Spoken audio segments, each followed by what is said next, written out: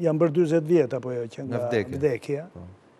Ndërkohë janë hapur arkivat, ndoshta arkivat hapen si thuash me grada si mas rëndësisë, por mund të bëhet. Domethënë, unë mendoj që deri tani për Enver Hoxhën kanë shkruar, ka qenë një, si thuash, një objekt i publicistikës, se sa i shkencës.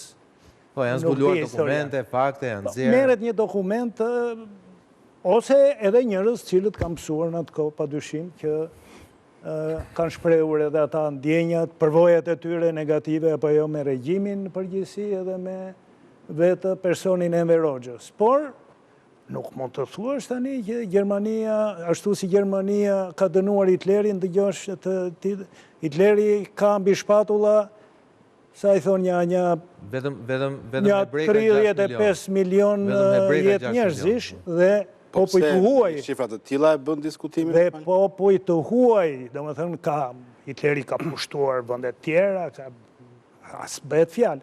Enver Hoxha, kush Enver Hoxha? Po ç'është qasë tani të lutem shumë? Ç'është qasë? Kjo është prehistoriani, e thash në fillim. Unë flas si historian, ti tani flet si dikur. Po, a bie dakord me parimin që kemi të bëjmë me një diktator që ka lënë pasojë të rënda dhe ka bërë krime? Ky është parimi i parë. Nëse ne mund të diskutojmë që vrau këtë, zvrau atë, e futi Miladini, person si që jam unë, i cili për Medi Frashin, që ka qenë antar i regjencës, pra u implikua keq. Kam qenë unë që kam pranuar që të vijet një emër rrugë në Tiranë, duke ditur personin e tij.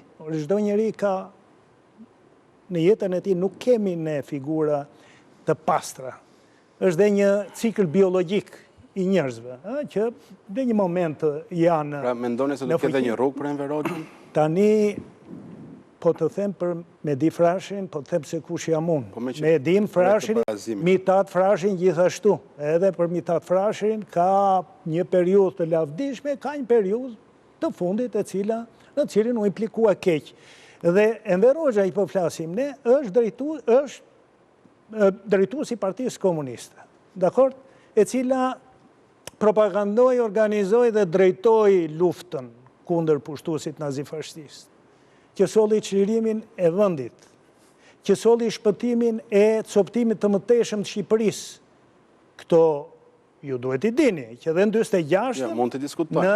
Edhe në 46 në konferencën e paqes Parisit u diskutoi